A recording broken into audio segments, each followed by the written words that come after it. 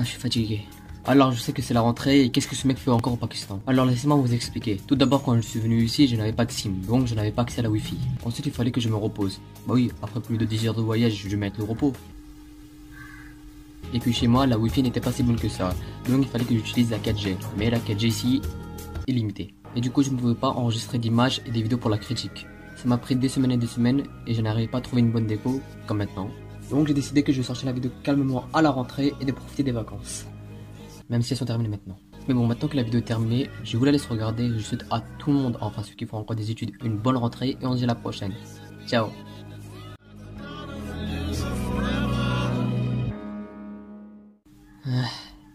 Ah, je vous jure, je transpire comme un malade mental.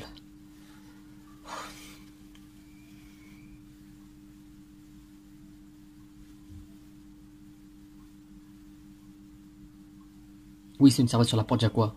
Salut tout le monde, c'est Aram et bienvenue dans cette nouvelle vidéo. Aujourd'hui, je vais vous donner mon avis sur la saison 2 de Luke Cage.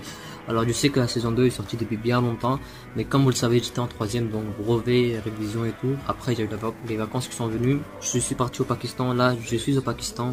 Donc, quelques jours de repos, et là me voilà. Donc, je vais pas faire la vidéo en face cam parce que je suis en train de transpirer comme un malade mental. La déco, franchement, n'est pas bonne du coup. Il faudrait que vous me laissiez du temps pour trouver la bonne déco. Donc, la saison 2 de Luke Cage. L'histoire se déroule après The Defenders. On suit Luke Cage avec une nouvelle histoire, sa nouvelle vie, un nouveau méchant et des nouveaux thèmes abordés. Donc je vais commencer par les points positifs. Des scènes d'action qui sont bien chorégraphiées, que ce soit des bastons en duo ou en 1v1.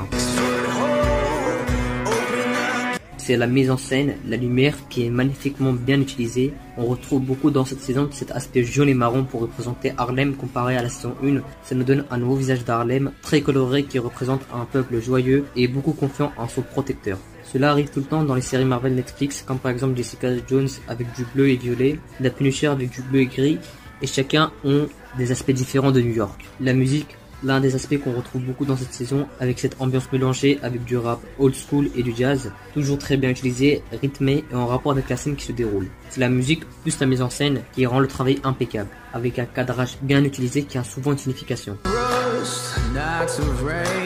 La relation entre Maria et Shades a beaucoup évolué, mais aussi celle entre Claire et Luke, comme s'ils formaient une nouvelle famille. Misty Knight qui est perturbée après les événements de Defenders, alerte spoiler,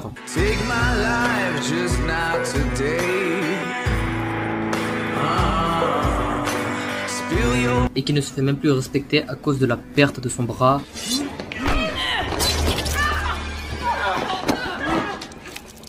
Maria qui commence à devenir une personne dangereuse comme Cottonmouth dans la première saison, alerte spoiler.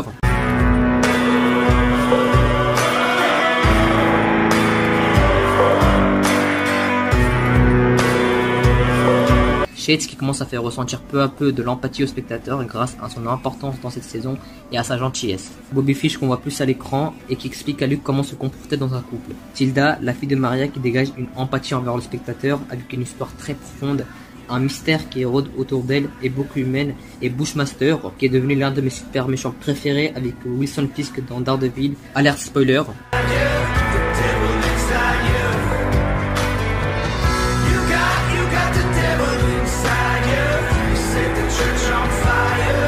Et William Russo dans The Punisher. Il incarne comme un sorte de résistant et magnifiquement bien interprété par Mustafa Shakir, et c'est là que vient le jeu d'acteur.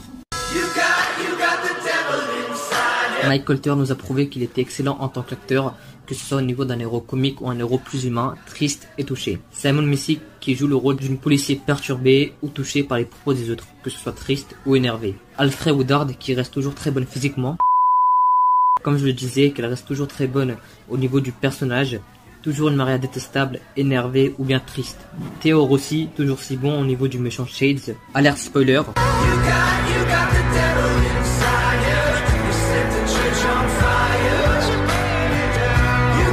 Mais qui subira une excellente évolution et qui dégagera beaucoup de sympathie. Et bien sûr Mustafa Shakir qui était aussi cette année une découverte comme Greg Brake dans Far Cry 5 et Clayne Crawford dans la série L'Arme Fatale. Un excellent acteur qui a interprété Bushmaster et qui est devenu l'un de mes personnages préférés des séries Marvel Netflix. Un méchant qui incarne comme un sorte de résistant qui est contre le racisme avec son passé troublant. Alerte spoiler.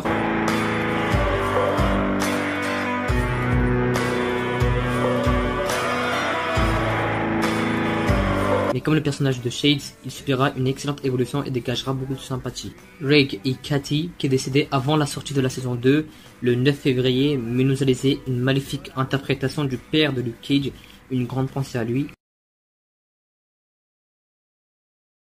Le reste des acteurs sont aussi bons comme Gabriel Dennis, Ron Cephas Jones qui interprétait un personnage extrêmement aimable. Donc voici les points positifs, mais la série comporte un point négatif. Donc pour les gens qui n'auront pas vu la saison 2, c'est une erreur pas très bien expliquée. Alerte spoiler.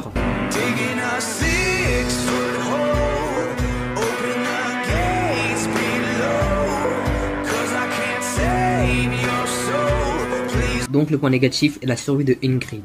Maria décide d'envoyer un message à son ennemi juré Bushmaster en massacrant sa famille et d'autres innocents dans le restaurant de son ami. La scène est très bien montrée et violente, mais dans le prochain épisode on découvre que la tante de Bushmaster, donc Ingrid, a survécu au massacre et s'est échappée. Dans la scène d'avant, on nous montre qu'elle s'est pris une balle dans l'épaule. Oui, mais comment? Alors que pour les autres victimes, on nous a montré. Donc voici le seul point négatif. Maintenant je vais vous parler des aspects abordés. Bien sûr, ce sera du spoil. Le premier aspect qu'aborde la série est l'aspect religieux. Everybody talking about Luke Cage like he's Jesus. I ain't no joke. I used to let the mic smoke. Luke Cage, considéré comme Jésus par tout le monde, se croit aussi imbattable, qui lui fera changer au niveau de son comportement, donc de l'évolution dont je parlais, et il lui fera perdre un être cher. Le deuxième aspect est au niveau du racisme. Aspect beaucoup moins, même pas présent dans la saison 1, nous faut montrer ce que ça fait d'être un super-héros noir, ce que les gens en pensent. Bushmaster qui incarne, comme je le disais, une sorte de lutteur contre le racisme à cause de son passé très douloureux, la fierté de ses origines et de son pays qui a lutté contre la ségrégation ou l'esclavage.